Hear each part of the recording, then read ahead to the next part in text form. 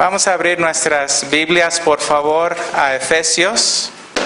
Estamos en Efesios capítulo 4 y como muchos saben, pues la primera mitad del libro de Efesios se enfoca mucho en doctrina, mientras que la segunda mitad, capítulo 4, 5 y 6, se enfoca mucho en el deber, nuestra responsabilidad de vivir lo que ya sabemos, y gracias a Dios por la gracia de conocer la verdad.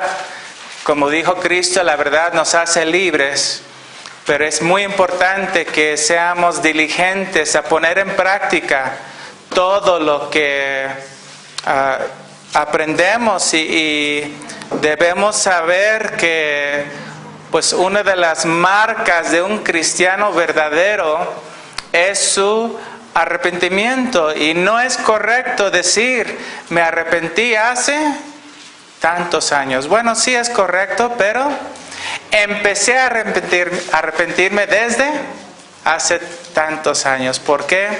Porque el arrepentimiento es continuo, todos los días, arrepintiéndonos, cambiándonos, dejando que el poder del Espíritu Santo reposa en nuestras vidas para que seamos más santos, más justos, y que se vea por las acciones justas de los santos, que es lo que nos dice aquí en la palabra de Dios. Entonces, por favor, estamos viendo Efesios capítulo 4 y estamos leyendo desde el verso 26, y la palabra del Señor dice así: airaos, pero no pequen. No se ponga el sol sobre su enojo, ni den lugar al diablo. El que hurtaba, no hurte más, sino trabaje haciendo con sus manos lo que es bueno, para que tenga que compartir con el que padece necesidad. Ninguna palabra corrompida salga de su boca, sino la que sea buena para la necesaria edificación, a fin de dar gracia a los oyentes. Y no contristen al Espíritu Santo de Dios, con el cual fueron sellados para el día de la redención. Quítense de ustedes toda amargura, enojo, ira, gritería, maledicencia y toda malicia. Antes sean benignos unos con otros, misericordiosos, perdonándose unos a otros, como Dios también los perdonó a ustedes en Cristo. Que Dios bendiga su palabra santa. Entonces, empezando desde el versículo 26, la primera pregunta que debemos hacernos es esto: ¿es posible enojarse sin pecar? Y la respuesta es que sí. Aquí mismo está diciendo que airaos, pero no pequéis.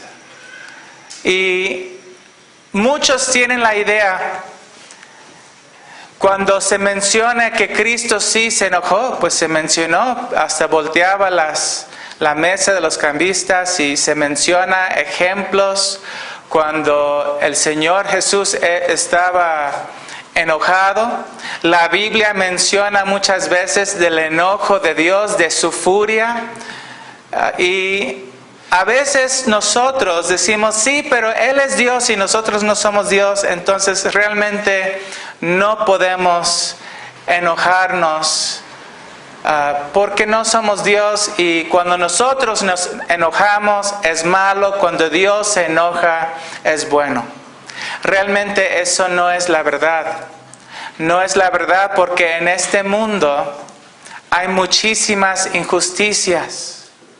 Y el creyente padece, y la palabra de Dios dice que debemos sufrir el agravio, pero muchas veces podemos enojarnos por la injusticia. Aquí mismo la palabra de Dios nos dice, nos manda que sí, dice, airaos, pero no pequen. Es posible, pues, airarse sin pecar. Pero notemos esto. Así hay muchos ejemplos, ya mencioné de ejemplos de cuando Cristo se enojaba en el templo. Podemos escuchar de personas que hacen injusticia, tal vez en el gobierno, tal vez de una persona que les robó todos sus ahorros.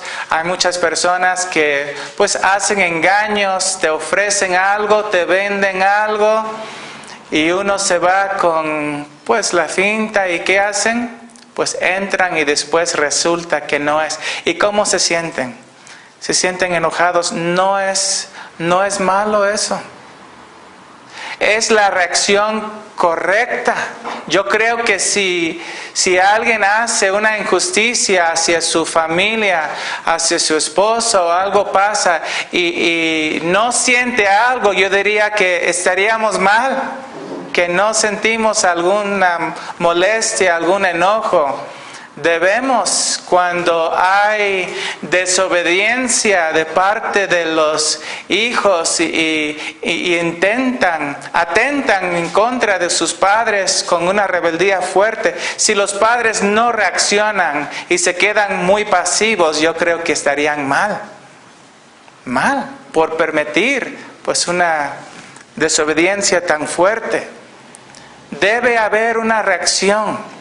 Y esa reacción es enojo, es ira. Pero la pregunta ahora que tenemos, y esto es muy importante en el verso 26. Aunque la ira es justificada, aunque el ojo, algunos lo llaman ira santa o enojo justo, la de Dios y también la de los creyentes.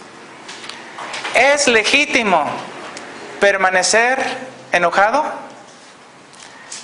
Notemos lo que dice el verso 26. Pero no pequen, no se ponga el sol sobre su ira. Aunque sea pues enojo justo, ira santa, aunque sea correcto, ese enojo no debe permanecer. Yo sé que debemos tener cuidado porque puede ser que por alguna razón, como mencioné, alguna actitud de parte de los hijos, algún pleito pues en el matrimonio. Sí, dice que no se ponga el sol sobre su ira, que quiere decir es que ese pues enojo debe permanecer por muy poco tiempo. No debe durar y no debemos tomar el versículo tan literal donde tiene un pleito, por ejemplo, en matrimonio, se pelean en el desayuno y en la comida siguen peleando porque se siente con derecho a pelear hasta la noche, ¿verdad? Eso no es que la Biblia dice, puedo pelear contigo en la comida y todavía más en la cena porque Dios me dio hasta la noche. No es correcto. Es impropio, no hay sabiduría. Lo que está diciendo es que después del enojo justo, después de la ira santa, debe haber un perdón, debe haber una reconciliación, se debe hacer todo lo posible. Es interesante cuando consideramos las palabras del Señor Jesús, hablando acerca de la reunión, de la adoración y de ofrecer a Dios sacrificios, de ofrecerle ofrenda y todo eso. Dice, si tu hermano peca contra ti. Así, dice que uno debe ir con esa persona. Y cuánto más si es nuestro cónyuge.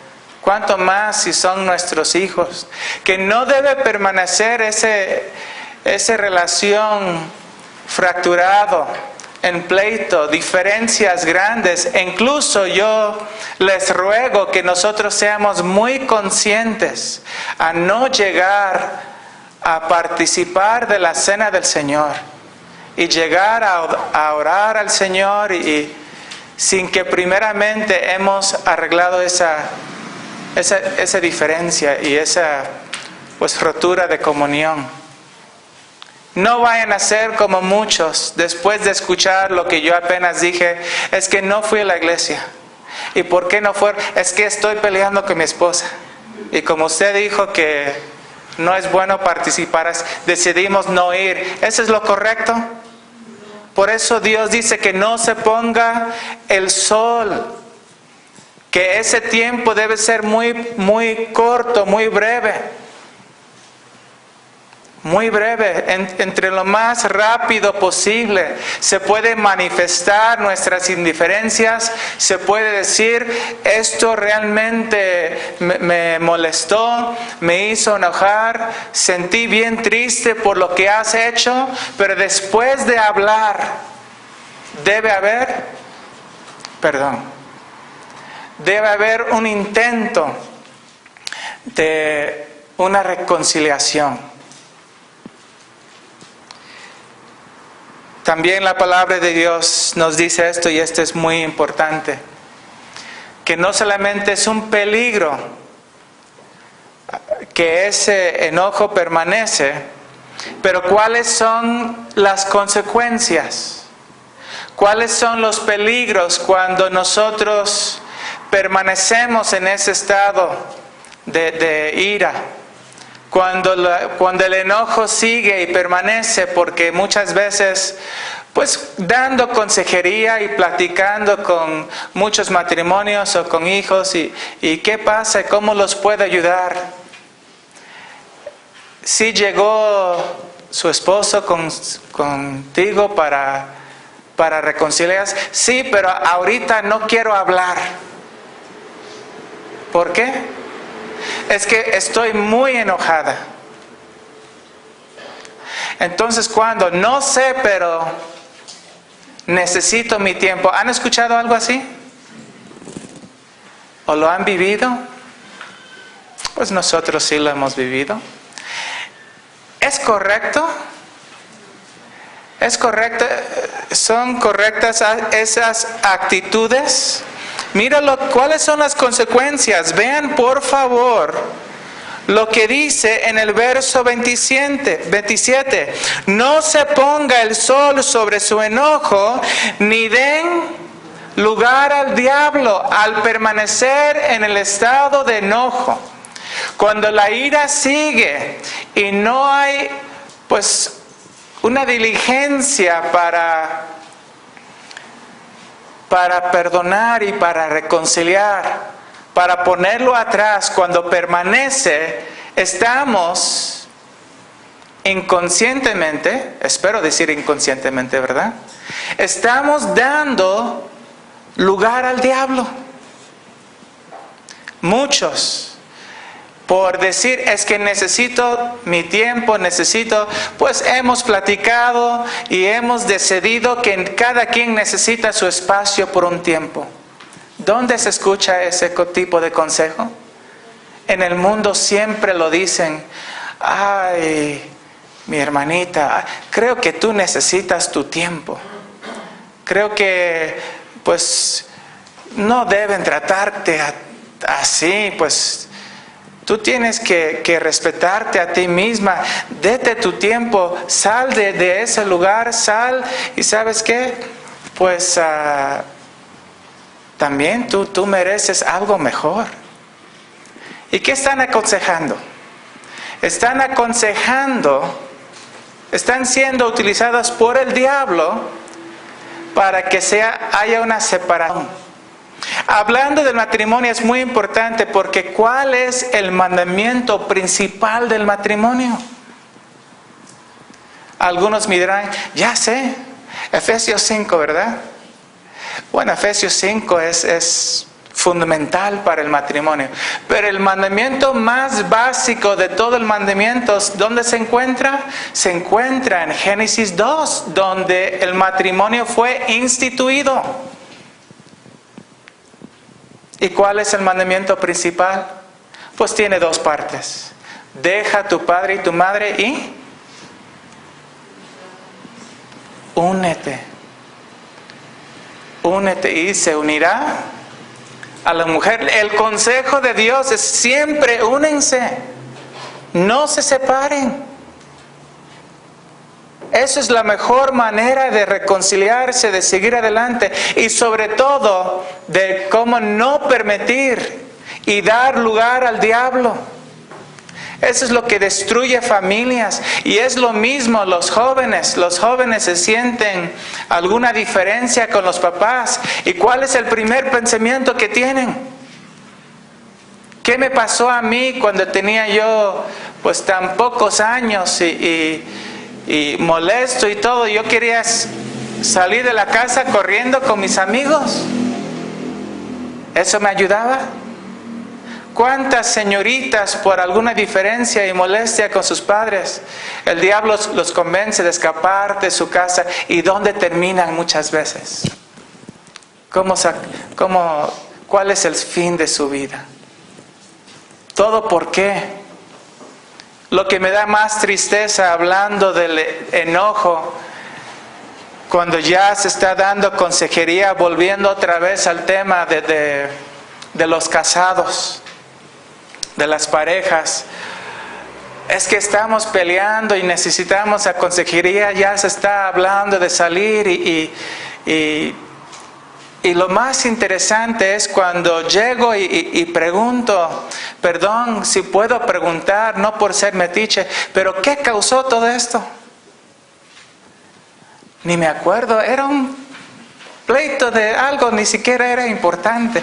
Muchas veces así inicia, ¿verdad? Pero ¿qué pasa? ¿Qué pasa? Vamos a ver los siguientes versículos. ¿Cómo puede algo tan insignificante terminar en un pleito tan grande? Número 1, dice aquí, bueno, hace una pausa aquí en el verso 28. Al parecer el verso 28 no tiene mucho que ver con el contexto, porque todos los versículos tienen que ver con ira, con enojo, con pleitos, con gritería. Pero de repente nos menciona: el que hurtaba no hurte más, sino trabaje. Lo que está diciendo es que la nueva vida en Cristo es completamente diferente que la antigua. ¿Y por qué es importante mencionar esto? Yo lo considero como una ilustración, como un ejemplo de por qué debemos cambiar. Yo, antes de conocer a Cristo, sí andaba yo con muchos de los jóvenes malos, y algo que pues pasaba muy seguido es que cuando íbamos a las plazas, cuando íbamos a diferentes lugares, siempre, y para quedar bien, presión social, y decían: oye, yo quisiera tener eso, pues dile a Marcus, él sí lo roba. Y yo, para ser popular y para ser reconocido, tonterías de jóvenes, ahí estaba yo. Sí, y un día, incluso siendo menor de edad, pues terminé, me llevaron pues al lugar de la cárcel y algo muy avergonzoso por tonterías. Pero lo interesante es, dice Dios, en Cristo, ahora en lugar de ser eso, ahora trabaja diligentemente, no para quitar sin trabajar. Ahora vas a trabajar y vas a regalar a otros. Vas a ser dadivoso, vas a dar sin esperar nada. Es un cambio completamente. ¿Y por qué se menciona en este contexto? ¿Por qué se da este ejemplo? Porque Dios sabe, el autor de este libro, Dios sabe que muchos, al tocar el tema, decir: así es, así soy, enojón. Así tengo la cara, pues no lo puedo cambiar. ¿Han escuchado cosas así? Así nací. Como creyentes, así vamos a hablar, hermanos. No hemos sido regenerados por Cristo. No podemos decir, pues así soy de una familia enojón. Mi papá pues era enojón, mi abuelo y yo también. Y pues ni modos, así soy. No es así, hermanos. Tenemos que ser diferentes. Por eso se da el ejemplo, para que tenga que compartir con el que padece necesidad. Y también en Cristo, por supuesto que todos teníamos mal carácter antes de conocer a Cristo, todos. Pero ahora en Cristo, Dios nos manda a arrepentirnos y cambiar nuestro carácter para que parezca más a nuestro bendito Señor Jesús. Entonces dice así: ninguna palabra corrompida salga de su boca, sino la que sea buena para la necesaria edificación, a fin de dar gracia a los oyentes. Si ustedes estuvieran pues algo de tiempo en mi casa, pues conviviendo y conociendo a mi esposa, pues yo estando ahí, escucho este versículo seguido, constantemente, siempre está saliendo de la boca de mi querida esposa. ¿Por qué? Porque tengo 7 hijos y pues entre ellos hay diferencias. A veces uno va pasando y de repente uno va pasando y ahí va un puño.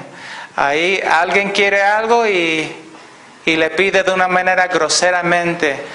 Y a veces pues son descorteses y no tengo que explicar todo, ¿verdad? Ustedes ya saben cómo está. Pero yo creo que entre más que son, pues se nota más. Se nota el gozo, que se divierten, la armonía, el amor, pero a la vez se nota más, pues los pleitos, las diferencias. Salen algunos llorando y luego tengo que preguntar, ¿quién fue? Pero escucha a mi esposa, no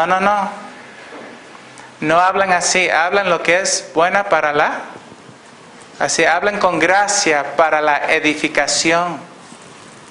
¿Para qué lo estás lastimando? Tus palabras hieren. No hagan eso, y constantemente pues está ese ánimo. Y realmente si estamos hablando de los hijos, si estamos hablando del matrimonio, hermanos, vamos a ser honestos. Nuestros hijos hacen cosas malas. Los nietos cometen pecados. Y si hace uno enojarse, pues justamente es correcto estar molesto. Pero la pregunta es, desde ese punto de partida, ¿qué hacemos?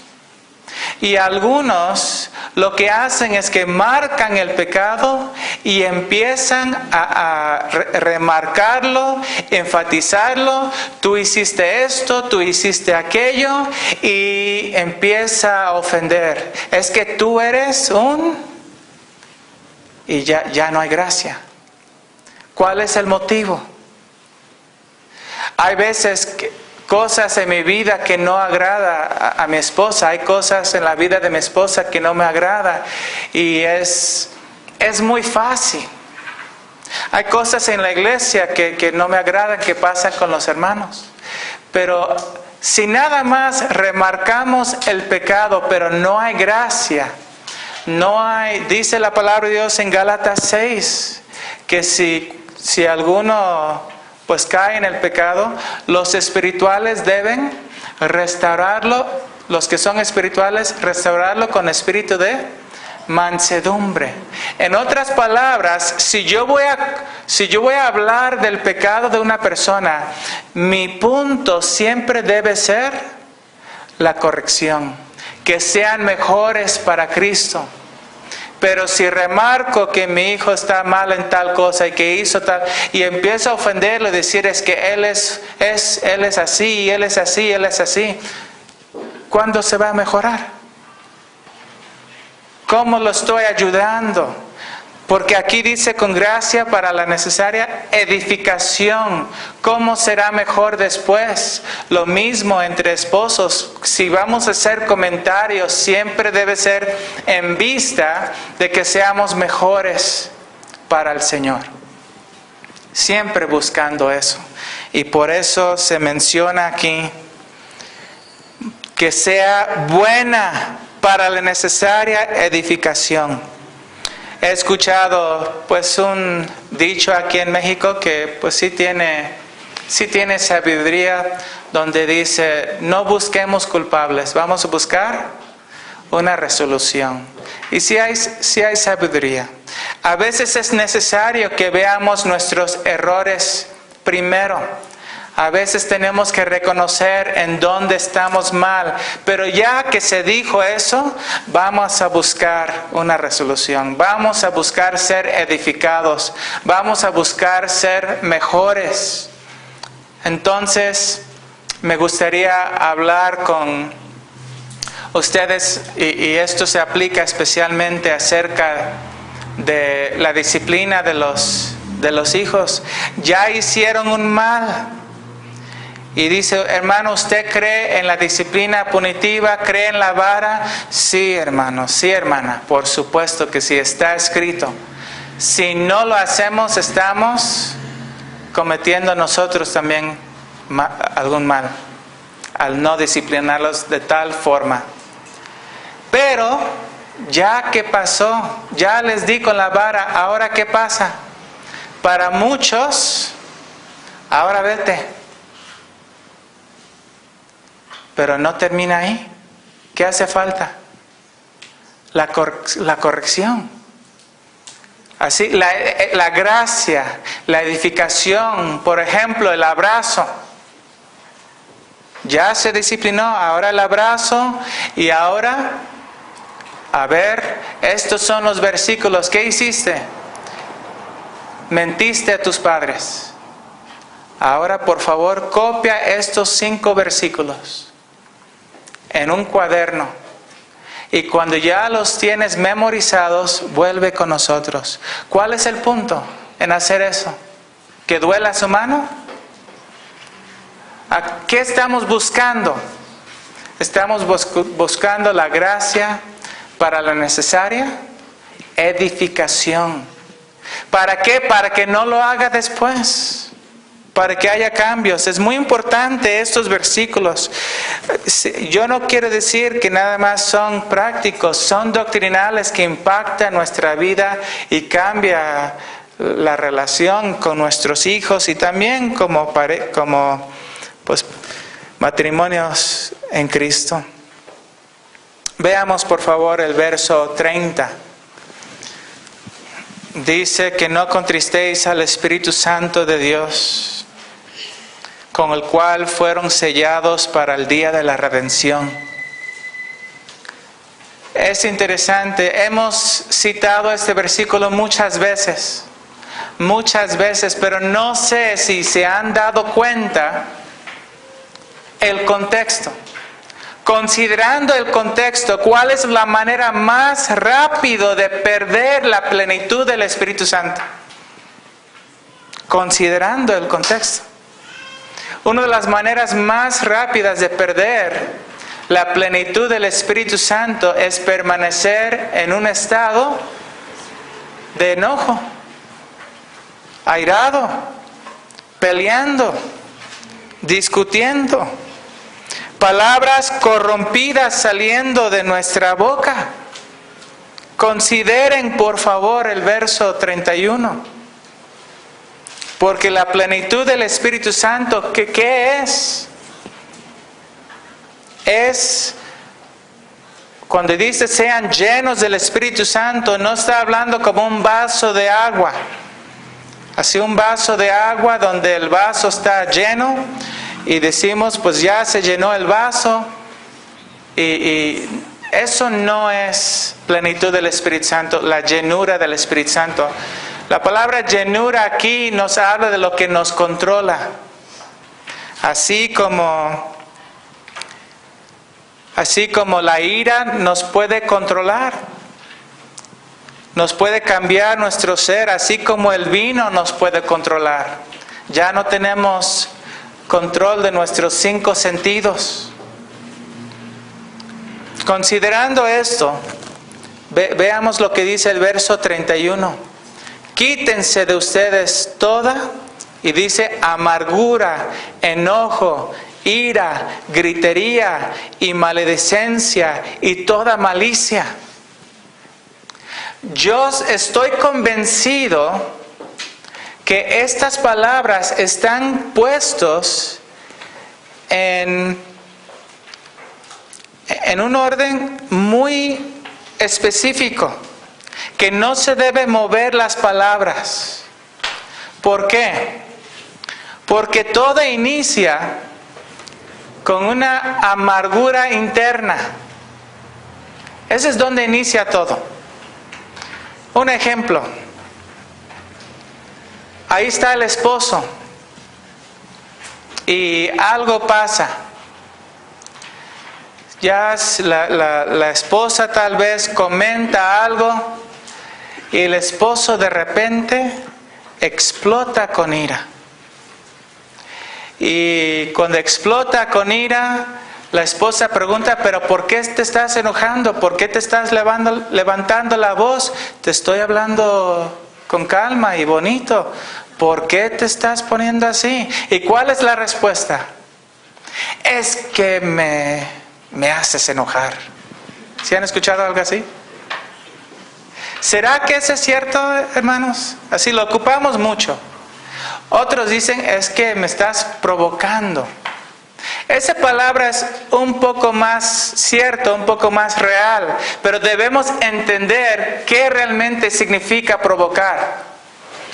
Cuando estamos ocupando la palabra provocar, debemos entender que cuando estamos provocando a una persona, solamente podemos sacar de ellos lo que ya está morando internamente.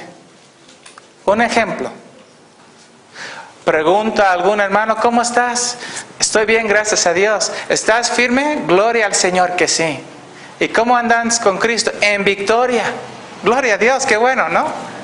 Después se va, se da la vuelta y hay una mujer que anda ahí con su minifalda y de repente sus ojos casi se salen de su cabeza, ¿no? Entonces yo pregunto, ¿quién tiene la culpa? Si somos maduros diríamos los dos, así las dos personas. Tanto la mujer que está, pero él también está mal. Porque aunque pensaba que andaba bien, no sabía que internamente había lujuria ya por dentro. Entonces sí es cierto que ella lo provocó, pero solamente sacó lo que ya había dentro. Entonces si alguien me dice, me haces enojar, eso sí no es cierto, porque el enojo ya estaba dentro, porque no está lleno del Espíritu Santo. No está siendo controlado por el Espíritu su vida, y por eso tan fácil se prende y se enoja. ¿Por qué? Porque hay amargura ya por dentro. Ya está ahí. Y después que menciona amargura, mira lo que más menciona: enojo. Eso no lo tengo que dar mucha explicación. Ya empiezan a hacer pues caras, ya mal gestos, ya palabras negativas, ya están enojados. ¿Por qué ira sigue después? Porque ira, ya estamos hablando de una explosión de repente, arranques de ira. Y como dice, es que me hiciste enojar. Tú dices, no, pues ya estabas enojado todo el día. Todo el día, desde que, como dicen, que te despertaste con el pie izquierdo no, todo el día no te hice nada, de por sí así has estado. Y es cierto, pero ira ya es diferente. Ya hay una explosión. ¿Y qué sigue después de ira? Es interesante que menciona gritería. Porque ya no está comunicando, ya no está hablando, sino que ya está levantando la voz. Y aunque la otra persona dice, pues te escucho bien, ¿por qué estás levantando la voz? Es a consecuencia de la ira. ¿Qué dice Proverbios 15:1? La blanda respuesta, pues quita la ira. Pero cuando ya el esposo empieza a gritar, la esposa dice, no, pues también mis chicharrones truenan. Y ella empieza a gritar. ¿Y cuál es el resultado? Es una competencia para ver quién puede gritar más. ¿Y cómo termina eso?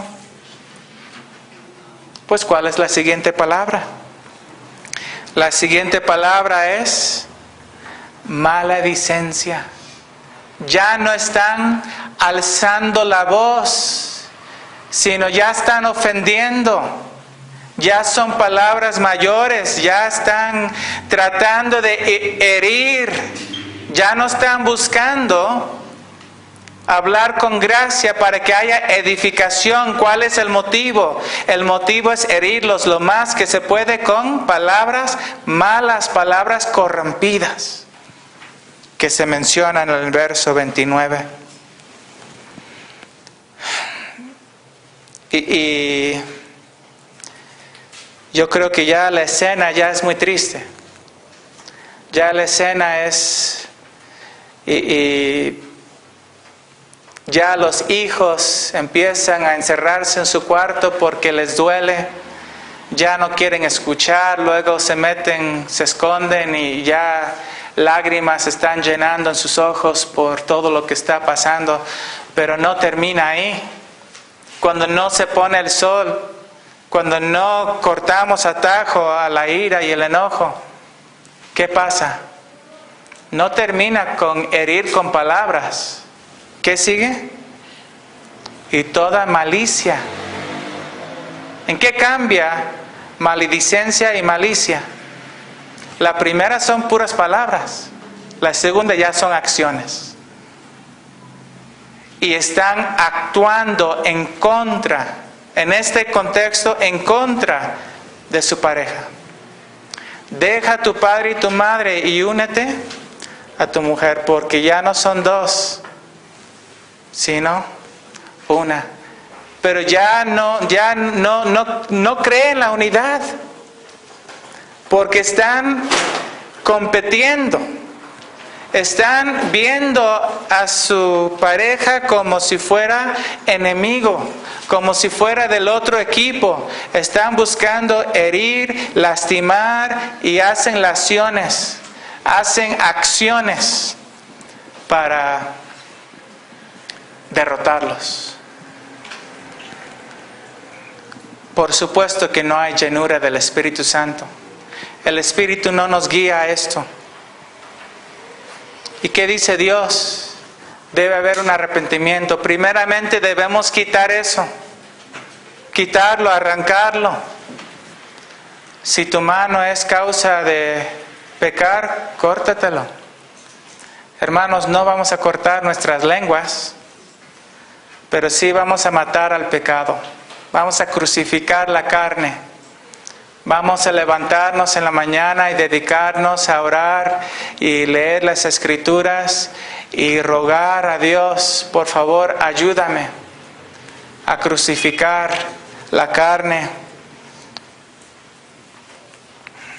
Y aparte de quitar, hermanos, el arrepentimiento no es solamente dejar el pecado. No es solamente volver del pecado, es volver hacia Dios. Entonces, si estoy dejando todo eso, debe haber un cambio. Antes sean benignos unos con otros. Debe haber algunos dicen, mejor no digo nada para no ofender. No, tienen que hablar, tienen que aprender a hablar diferente. hablar con amor, hablar con benignidad, siendo misericordioso. Debe haber, lo que dije muchas veces, perdón.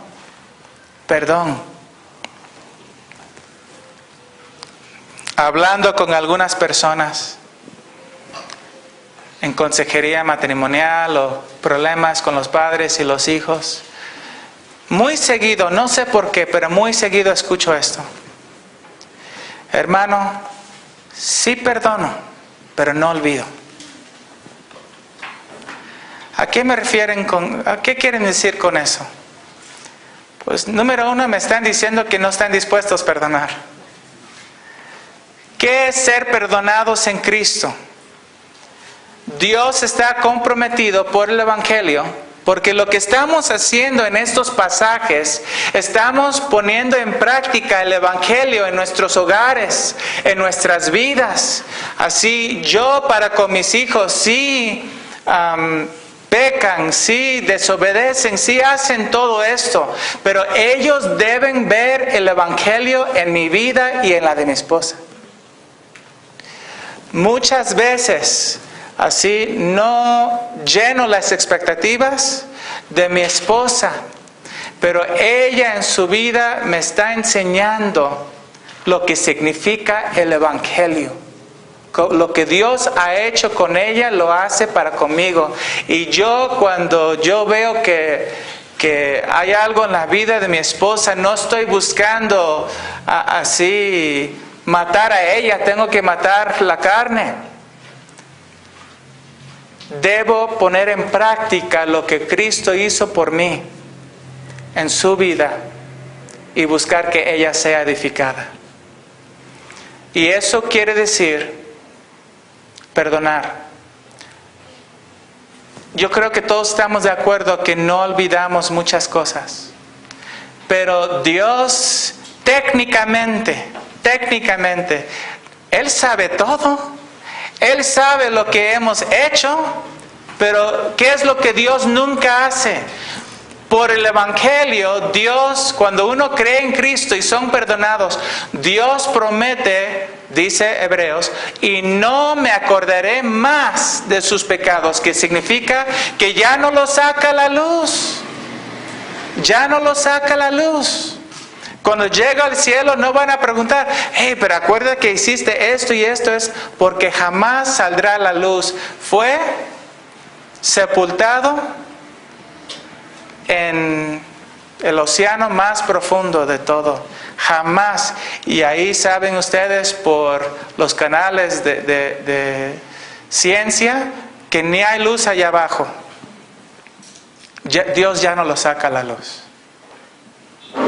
Entonces, cuando se vuelve a enojar y lo primero que usted hace, hermano y hermana, acuérdate que la otra vez, hermanos, eso no es el Evangelio.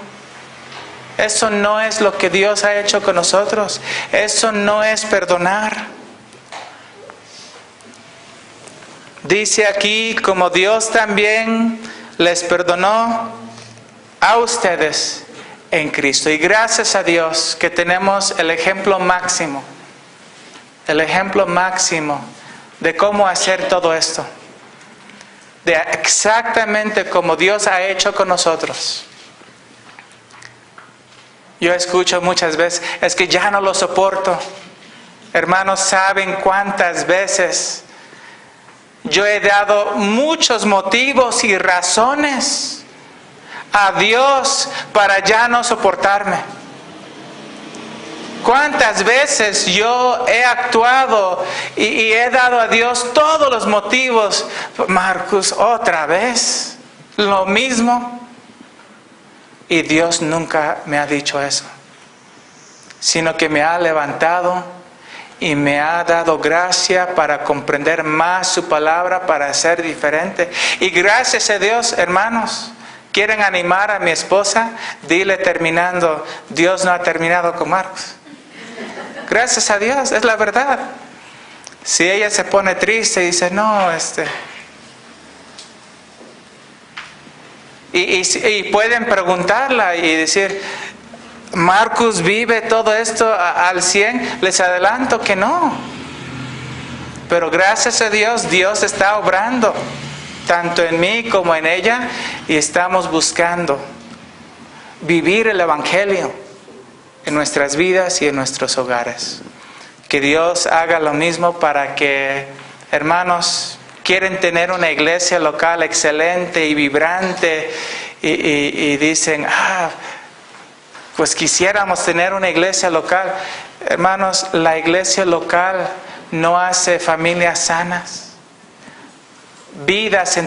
Familias entregadas a Cristo hace iglesias locales fuertes, no viceversa. Si queremos ver un cambio en la iglesia local, tenemos que empezar en casa. Que Dios bendiga su palabra. Señor, te damos gracias. Gracias por tu palabra y rogamos que podamos vivir el Evangelio en nuestras vidas, para con nuestros hijos, en nuestros matrimonios. Señor, seas glorificado, seas exaltado, y rogamos, Señor, que podemos vivir glorificándote, quitando de nosotros estas palabras, toda amargura, quitando también, Señor, enojo, ira, gritería, maledicencia y toda malicia. Que podemos actuar por gracia, por amor, buscando que seamos edificados, Señor, para que podamos amarte más, servirte más y adorarte en espíritu y en verdad. Y esto lo pedimos en el nombre, sobre todo nombre, del Señor Jesús. Amén.